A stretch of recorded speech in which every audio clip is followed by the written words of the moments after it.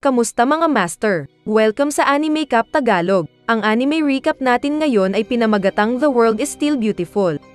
Kaya ano pa ang hinihintay nyo? Mag-relax at manood para ang buhay ay hayahay. Simulan na natin. Nagpakasal ang hari sa isang babae na kayang kontrolin ang panahon. May isang tao na nasakop ang mundo sa buong lupain at sa buong dagat. Ang kanyang pangalan ay simbolo ng terorismo para sa mga tao. Ang binata na ito ay nagsimula bilang hari ng Sun Kingdom at pagkatapos ay sa loob lamang ng 3 taon ay namahala siya upang lupigin ang buong mundo. Ngayon, siya ang mahalagang hari ng mundo, kahit na may malaking kapangyarihan ay may malaking responsibilidad. Hanggang sa average na tao na pupunta sa tingin nila na ang Sun King ay isang malamig at walang puso na paniniil. Siya ay isang halimaw at pinakamasamang bangungot sa lahat. Sa malayong abot tanaw, mayroong isang lupa na tinatawag Nar'ane Kingdom. Ito ay isang kaharian na maaaring hindi rin tulad ng Sun Kingdom ngunit ito ay kumikilos bilang direktang foil ito. Habang sa Sun Kingdom ay laging maaraw at ang ilang mga tao ay hindi alam na ang ulan ay isang bagay. Ang Rain Kingdom sa kabilang banda ay laging may kulay abo na maulap na panahon. Bukod dito, ang mga naninirahan sa kaharian ng ulan ay may kapangyarihang supernatural na magdulot ng ulan sa pamamagitan ng paggamit ng kanilang tinig. Ang hari ng araw ay may kamalayan sa kakayahang ito at bilang paniniil na siya ay mabalitaan. Nagpasya siyang pakasalan ng isa sa mga prinsesa mula sa Rain Kingdom. Binigyan niya sila ng isang utos, pinapayagan silang magpatuloy bilang isang autonomous na kaharian hanggat payagan nila siyang pakasalan ng isa sa mga prinsesa.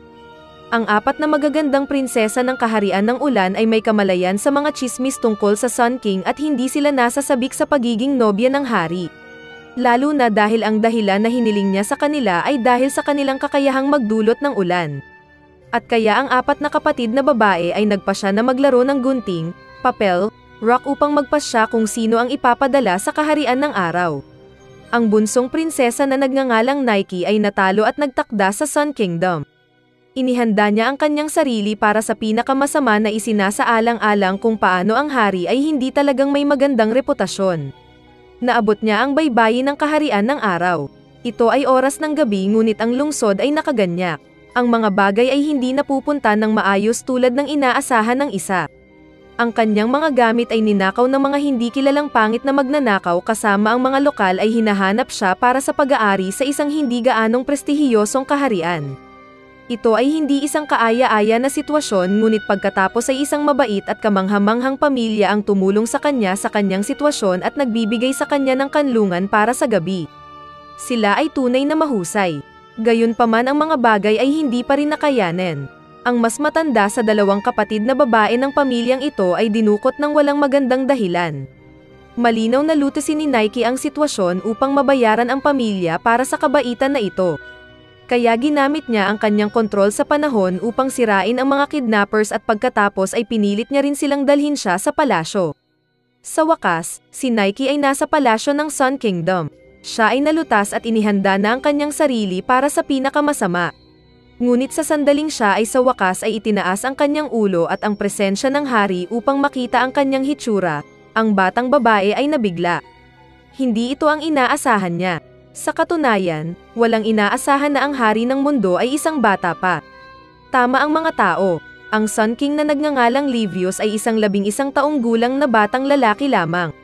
Ang kanyang sarili sa kabilang banda ay nasa paligid ng 15 taong gulang kaya pareho silang mahalagang bata pa rin upang maging hari o reyna ng mundo. Matapos ang pagkabigla ay hamupa at napagtanto ng hari ng araw na si Livius na ang batang babae sa kanyang harapan ay ang prinsesa mula sa Rain Kingdom. Buong pagmamalaki niyang inutusan siyang ilabas ang mga paghahari para lamang sa kanyang libangan. Si Nike ay isang matapang na batang babae na hindi lamang niya mapipilitan ang utos ng hari lalo na isinasaalang-alang kung paano siya mukhang isang batang mayabang na bata. Nakakakuha siya ng uri ng pagkabalisa sa kung paano siya ginagamit para lamang sa kapakanan ng libangan at nagsisimulang iinat ang kanyang mga pisngi. Pagkatapos ay sinabi niya sa kanya na ang kanyang mga kapangyarihan ay hindi tuwid na ginagawa niya ang mga ito. Hindi lamang niya maaaring ipatawag ang ulan maliban kung partikular na naramdaman niya ang kagandahan ng mundo. Nakakaranas lamang ng likas na kagandahan ng mundo ng mga tao at pakiramdam na maaari niyang ilabas ang ulan. Ngayon ang hari ay hindi isang napakapatulan na tao upang sabihin ang pinakakaunti. Kinuha niya ang mga salita ni Nike ng literal at hiniling ang mga kawani na maghanda ng maraming bagay para sa kanya. Mayroong isang bilang ng mga magaganda ngunit matikas na damit at isang marangyang pagkain sa kainan ay inihanda din para sa kanya. Sinabi sa kanya ng Nike na sa pamamagitan ng kagandahan ng mundo na kanyang ibig sabihin ay kalikasan na nakapaligid sa kanila, ngunit tulad ng inaasahan na talagang mahirap na maunawaan ng hari. Ang isa pang kakaibang kalokohan ay humahantong sa kanyang pagdating sa isang mahalagang pagtanto tungkol sa hari. Mukhang si Livius ay isang batang lalaki na hindi makita ang likas na kagandahan ng mundo. Ito pa rin ang pagsisimula ng kanilang relasyon ngunit sa pamamagitan ng pag-aaral ng higit patungkol kay Livius, si Nike ay nagsimula ng likas na pakiramdam na mas malapit sa kanya at nanumpa siyang ipakita sa kanya na ang mundo ay maganda pa rin. Kaunti lang ang alam niya na isang tonelada ng mga dramatikong senaryo ang malapit nang makarating sa kanya at sa hari. Siya ay may pagsusumikap na ihatid ang kagandahan ng mundo ngunit ang isang araw ay pinana sa kanila. Ang target nito ay hindi mapag-aalinlangan at ito ay isang nakaplanong pagtatangka ng pagpatay, ngunit si Nike ay gumanti at humarang sa pagitan ng araw at ni Livius. Sa makatuwid ay pinoprotektahan siya na siya ay napana ngunit sa kabutihang palad ang araw ay hindi tumama sa alinman sa mga mahahalagang parte ng katawan. Gayunpaman, ang biglaang pagliko ng mga kaganapan ay nakakagulat para kay Livius.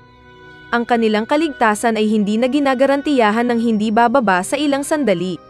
Gumawa siya ng desisyon na ipadala si Nike sa isang protektadong karwahe sa ngayon. Ngunit habang siya ay nasa daan ng kastilyo, ang silid ni Livius ay naiilawan sa apoy. Ang sukat ng pagtatangka ng pagpatay ay mas malaki kaysa sa dati at kung ang isang bagay ay hindi nagawa ng mabilis, si Livius ay mamamatay sa apoy ng maaga. Si Nike ay lumabas mula sa karwahe at bumalik sa kastilyo. Pagkatapos ay sa sandaling iyon, nagkaroon ng isang kakilakilabot na pangangailangan para sa kanyang kapangyarihan at kaya siya ay tumawag ng ulan upang patayin ang apoy. Ang buong kastilyo ay nababad ngunit si Livius ay ligtas. Unti-unti niyang binuksan ang kanyang mga mata at nakasaksi ng isang magandang tanawin. Ito ay isang bahaghari na lumitaw pagkatapos ng ulan ni Nike at nakita ito, ang hari ng araw ay hindi maiwasan na ngumiti. Kasunod nito ang isang kaganapan ay naganap sa kastilyo kung saan si Nike ay formal na iniharap bilang asawa ni Livius. Maraming mga opisyal sa malalaking posisyon at mga maharlika ang pumupunta sa party na ito. Sa katunayan ang karamihan ay noble mula sa ibang kaharian ay nagharap sa isang hardin. Ito ang elitism na nakabase sa klase. Hindi nila siya kinikilala dahil ang kanyang kaharian ay mas mababa sa Sun Kingdom. Kahit na bago si Nike ay pinipilit na makaramdam ng mas mababang pakiramdam, si Livius mismo ay nagpakita sa pinangyarihan at aktibong ininsulto ang mga maharlika para sa pag-insulto kay Nike. Hindi lamang na siya ay nagpatuloy sa pamamahinga sa hardin na iyon sa pamamagitan ng paggamit ng kondongan ni Nike bilang isang unan. Ito ay medyo isang cute at kaaya-ayang sandali. Napagtanto ni Nike na si Livius ay malinaw na pagod. Maaaring siya ay 11 taong gulang lamang ngunit ang binata ay medyo masigasig pagdating sa mga bagay na diplomatikong at iba pang gawain. Sinabi niya sa kanya na huwag pasanin ang kanyang sarili ng labis at dapat na simulan niyang magpahinga pa. Ang hari sa paanuman ay nakaramdam ng inis dahil sa sinabi niya sa kanya na huwag magtrabaho ng labis at sa gayon ay nagtatapos ito sa isang biglaang pagtatalo. Mula sa pananaw ni Nike, sinubukan lang niyang alagaan ang kanyang kalusugan ngunit dahil natapos ito sa isang argumento siya ay nasaktan ng emosyon at nagtataka kung hindi talaga siya pinahahalagan ni Livius.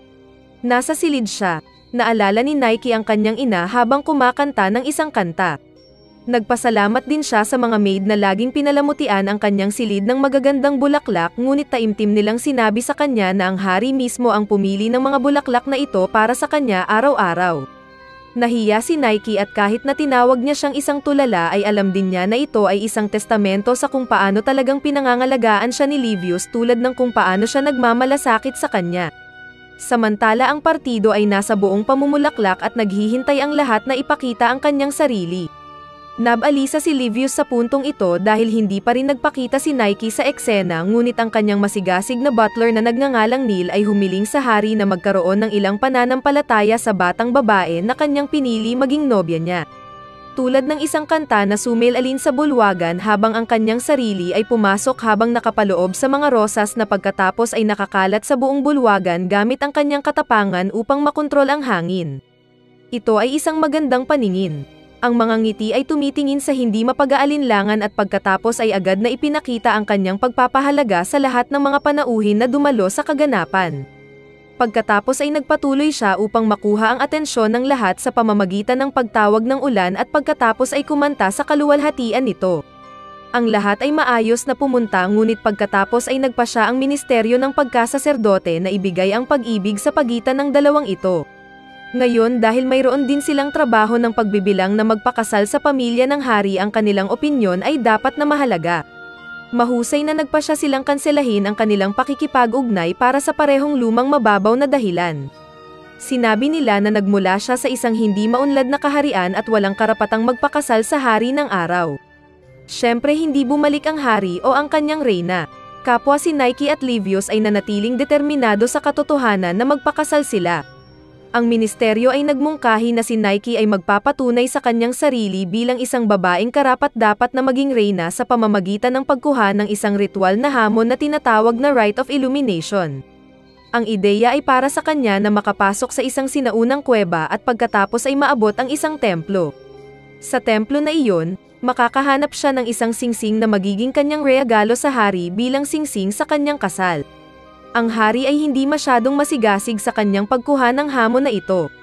Kahit na sinasabi sa kanya na hanggang ngayon wala sa mga prinsesa ang pinamamahalaang upang patunayan ang kanilang sarili sa pamamagitan ng paghihirap na ito. Wala sa kanila ang nagawang mabuhay. Mabuti may isang dahilan kung bakit wala sa kanila ang nagtagumpay sa pagpapatunay sa kanilang sarili dahil ito ay planado. Si Nike ay pumapasok pa rin sa kuweba at papunta na upang mahanap ang sinaunang singsing na iyon ngunit hindi ito nagtagal bago siya mabilis na napapaligiran at na-cornered ng mga miyembro ng ministeryo na iyon. Narito na inihayag nila ang mahalagang lihim tungkol sa Rite of Illumination. Hindi ito isang hamon para sa prinsesa na patunayan ang kanilang sarili, kundi ito ay isang kagamitan lamang para sa ministeryo na patayin ang mga prinsesa na itinuturing nilang hindi karapat-dapat na maging nobya ng hari. Sa loob ng maraming siglo ay patuloy nilang pinapatay ang mga prinsesa sa ganitong paraan. Sa kasamaang palad, ang ministeryo na ito ay malapit nang makuha ang kanilang unang malaking magtamba. Nandoon din si Livius para lamang matiyak na hindi matapatay ni Nike ang sarili. Kasama niya si Nike na namahala upang makatakas sa isang lihim na lagusan na alam lamang ng hari. Ginawa ito ni Nike sa buong gabi na buhay pa. At bago pa man maganap ang kanilang seremonya ng pakikipag-ugnay.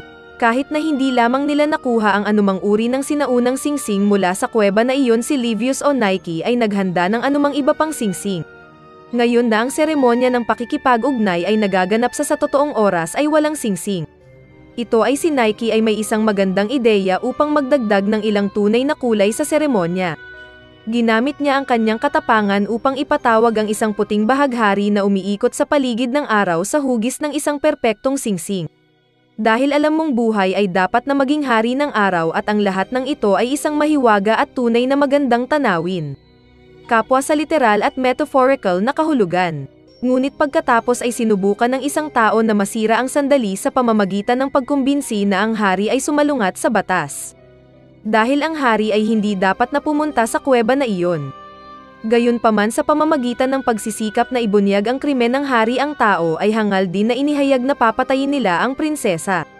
Pagkatapos ay tungkol sa oras na ang mga mamamatay tao ay isinagawa para sa kanilang krimen.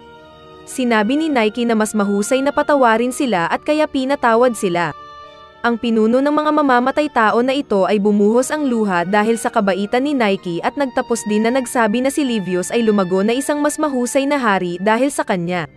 Sa wakas ang seremonya ay nagtatapos sa parehong Nike at Livius na formal na kinikilala bilang isang nakikipag-ugnay na mag-asawa.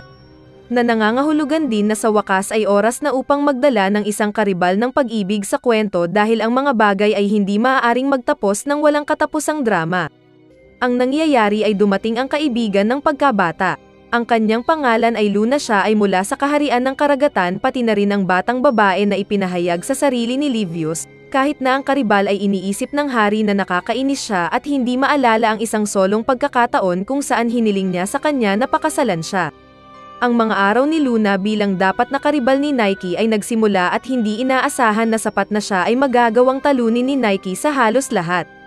Si Nike ay syempre ay nag-abala din ngunit hindi kasing dami ni Luna.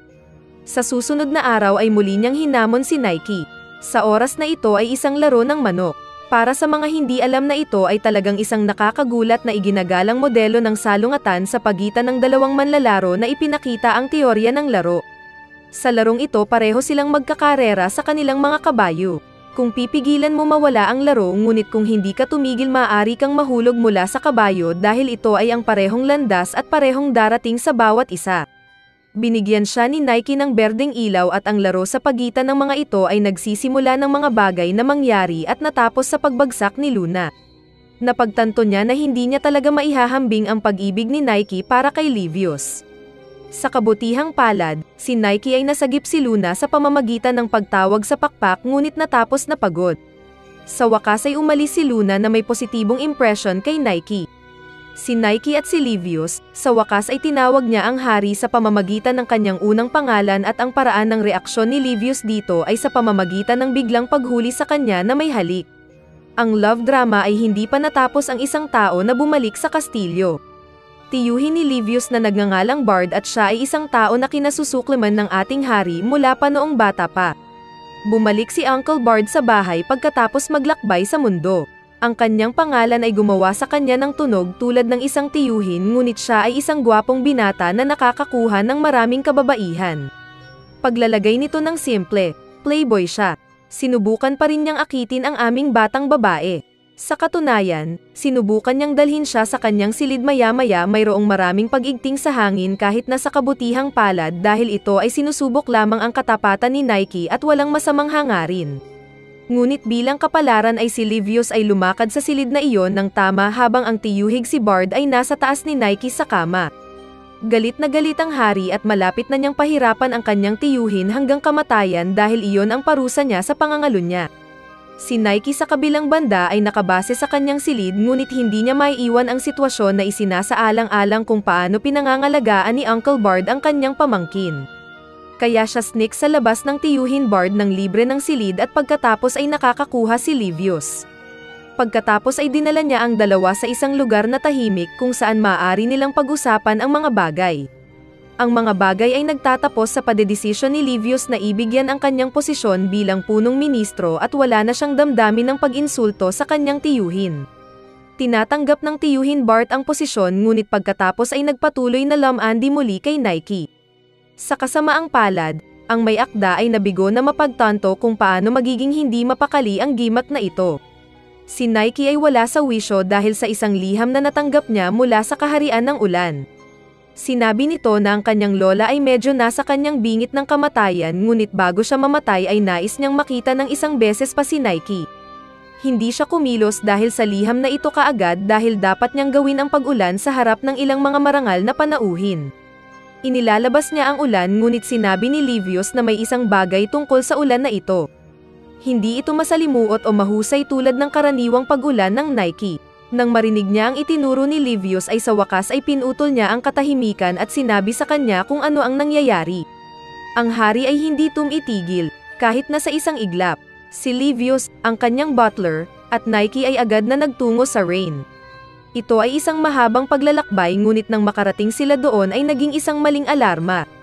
Isang kalokohan o baka pinalalaki ko ang mga bagay. Anyways, okay ang lola Nike. Nakatagpo nila ang kanyang lola at pagkatapos ay nakilala ni Livius ang kanyang labis na magagandang kapatid. Hindi naman iyon masama, gayunpaman, sa mga anino Nike's lola ay nagpaplano ng isang plano sa isa pang miyembro ng pamilya na nagngangalang Kat-Ora. Ang kanilang hangarin ay tiyakin na si Nike ay hindi bumalik sa kaharian ng araw. Samantala, si Livius ay hindi natuwa bilang mga kapatid ni Nike. Nag-iisa siya, medyo nababato, at medyo bumaba. Umakyat si Nike upang pasayahin siya. Ipinakita niya sa kanya ang mga rain stars at gumawa ng sinigang na bigas para sa kanya. Nakibahagi sila sa isang magandang at matamis na pag-uusap. Napagtanto ni Nike na ito ang pinakamabuting bagay kailanman at kaya bigla siyang hinalikan. Pareho silang namumula sa kahihiyan habang ang nakakalokong miyembro ng pamilya na nagngangalang Kat-Ora ay pinapanood sila mula sa malayo.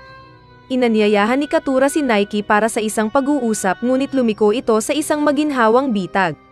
Pinigilan siya at pagkatapos ay inilagay sa isang bilangguan upang hindi siya makagambala habang hinahabol nila ang Sun King.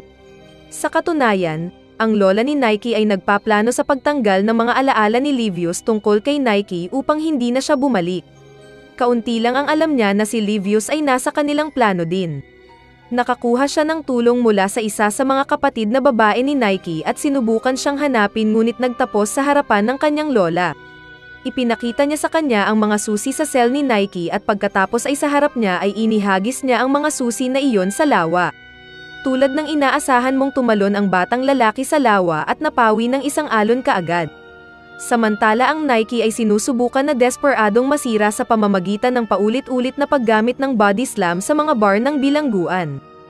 Hindi ito masyadong epektibo. Mahal niya si Livius at mahal siya ni Livius pagkatapos ay parehong estado na ang isang buhay at isang hinaharap.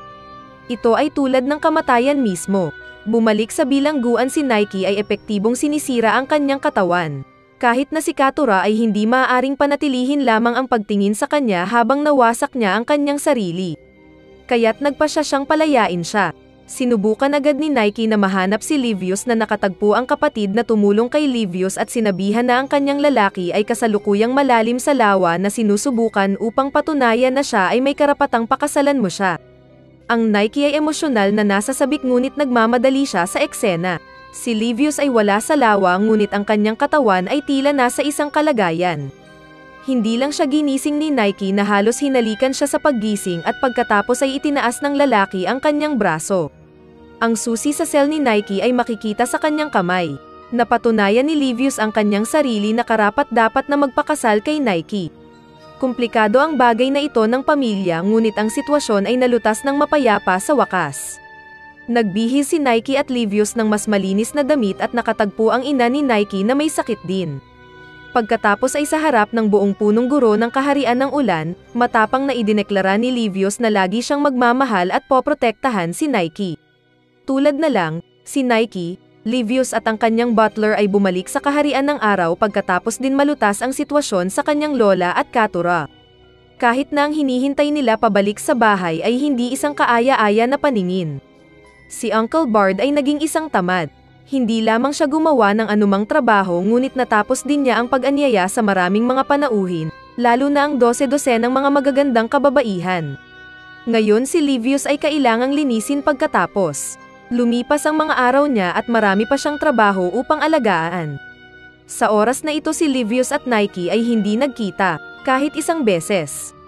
Ito ay unti-unting humantong sa kanilang dalawa na nakakaramdam ng lungkot pagkatapos sa kapunuan ng oras, si Livius at Nike ay nagtagpo sa isang lihim na lugar na dati niyang ipinakita sa kanya. Hindi lamang nila itinatago at sinasabi kung gaano nila napalampas ang bawat isa at kaya maganda pa rin ang mundo. Ang anime ay nagtatapos sa isa pang mahusay na halik sa pagitan nila habang nakahiga sila sa damo na masaya lamang na nasa harapan ng bawat isa.